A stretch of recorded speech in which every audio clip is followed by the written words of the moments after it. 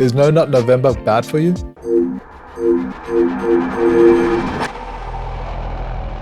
Hi, my name is Luke Vu, PhD, and I'm a clinical psychologist, mental health expert helping young men overcome digital addiction, depression, and anxiety. That special time of year has come around again. Men worldwide challenge their self-restraint. Now, that's all good and fine as a game, but let me tell you why a complete stop is not always the best way to quit anything. Quick disclaimer, I'm not your psych, this isn't treatment, and if you need a psychologist, you should find a registered, qualified psychologist in your area. So what are the most common strategies to quit porn? So in general, there are two major approaches to quitting porn, temporarily or permanently. So the first strategy is the hard stop, and it's the most intuitive. When something becomes problematic in your life, it's beneficial to abstain. Gaining too much weight or cut back on the carbs. Waking up too late or stop staying up till morning. So for people with issues with porn, they usually notice a problem when their behavior changes, like staying up too late to consume porn, or when they notice physiological changes. So for example, finding themselves exclusively aroused by porn and not aroused by their partner. Now, naturally, in its early stages, stopping for a certain amount of time will do your body and mind some good, giving yourself time to recalibrate and reprioritize. It is absolutely a reflex response to set a time goal like a week or a month and attempt to resist porn during that time. And NoFap November falls under this category. The second approach is called the phased reduction strategy. So in this method, you can choose to reduce your use incrementally. Now, it's not a new concept by any means. We often see this in other substance and behavioral addiction programs. So basically, instead of a hard and abrupt stop, you can limit your use at a certain amount, and as time passes, you reassess and reduce that amount. One of the benefits of this phase reduction strategy is that you don't exhaust your willpower. It's not a complete stop, and you have time to adjust. So overwhelmingly, most patients use or have used the hard stop as their go-to method, mostly because it feels efficient, it's decisive, it's simplistic, and it's the quickest way to achieve their goal behavior pattern. In the context of relationship issues with pornography, it might be the one that you feel you have to promise in order to avoid further conflict. Unfortunately, what isn't commonly shared is that a hard stop doesn't work for everyone. In fact, if you've repeatedly tried to do a hard stop and failed, it might be a sign that whatever you're trying to quit is a bigger problem than you thought. Is quitting all about willpower? Willpower is a significant part of the equation, but not all of it. Your success in quitting isn't based on willpower. It's based on how prepared you are. This includes modifying your environment, developing your strategies, and understanding your urges really well. Willpower refers to the ability to resist instant gratification, and it's not a character trait. It's a limited resource that is sensitive to stress and gets depleted and exhausted. When you resist your urges, you can think of it as using up your willpower resources, but you can also deplete these resources throughout the day, such as struggling from a workday after 4 hours of sleep or dealing with your boss. So it's something that you want to conserve. For some, quitting is a long game that you have to play smart. So don't use strategies that depend on exhausting your most valuable resource. So let's talk about something that you will come across often in this long journey of quitting. How do different strategies affect urge levels?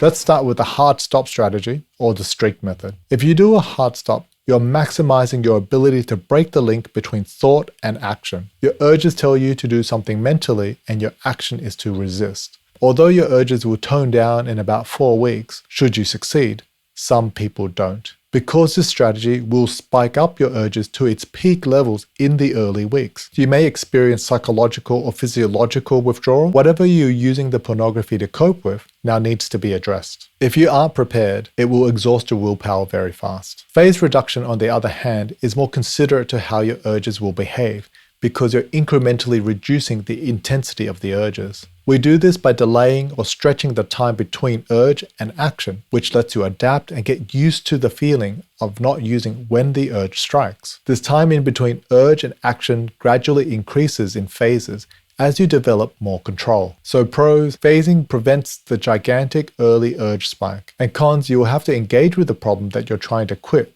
for a lot longer. But you're likely to have a high success rate of quitting. With that in mind, let's talk about something that is unavoidable. How do the strategies affect how you react to failure?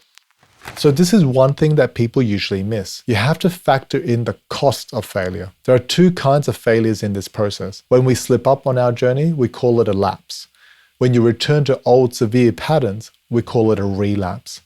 Now, failure takes its toll. It's demotivating, and for many people doing the hard stop method, if you fail once, they'll just say, stuff this, quitting is too hard, and then relapse. Sometimes we feel ashamed, unworthy, disappointed, and we just simply give up. When we use the phase reduction strategy, we often think of these lapses as simply part of the process. We can examine where we went wrong and strategize on how to deal with these issues if and when they come up. The progress you make is much more visible and felt in the phase reduction strategy because every phase you pass feels like a milestone or a checkpoint that you accrue over time. In the hard stop strategy, there are only two checkpoints, the start and the finish. If you lose your streak between these 2 points, you can't help but see yourself as a complete failure. Now, life isn't a game, but even Crash Bandicoot has checkpoints at every level. Bumps in the road must be expected. To sum up, although the phase reduction strategy asks you to sit with a problem for a longer time, it provides an outlook that's forgiving of your failures. It encourages learning, practicing, refining, and strategizing. Understanding your pattern, making modest reductions, and achieving small and attainable goals will make you more resilient to failure and more motivated to continue on your path. And in that spirit, let's make one final distinction. What's the difference between abstaining and quitting? If you want long-term success with reducing or quitting your problem, you're going to really need to examine the reasons why you're using in the first place. Using porn as an example, is it to address mismatched libido with your partner? Is it to manage mood or stress? Is it to explore and express your sexuality? Sometimes we aren't even really aware of why we have the consumption patterns we have until we stop consuming. For example, if you're using it to manage stress and depression, you're going to experience more stress and more depression symptoms while you're trying to maintain your streak. If you don't see the bumps in the road coming when you're trying to quit, the process is going to be an even rougher ride. Phase reduction gives you an invaluable resource: time.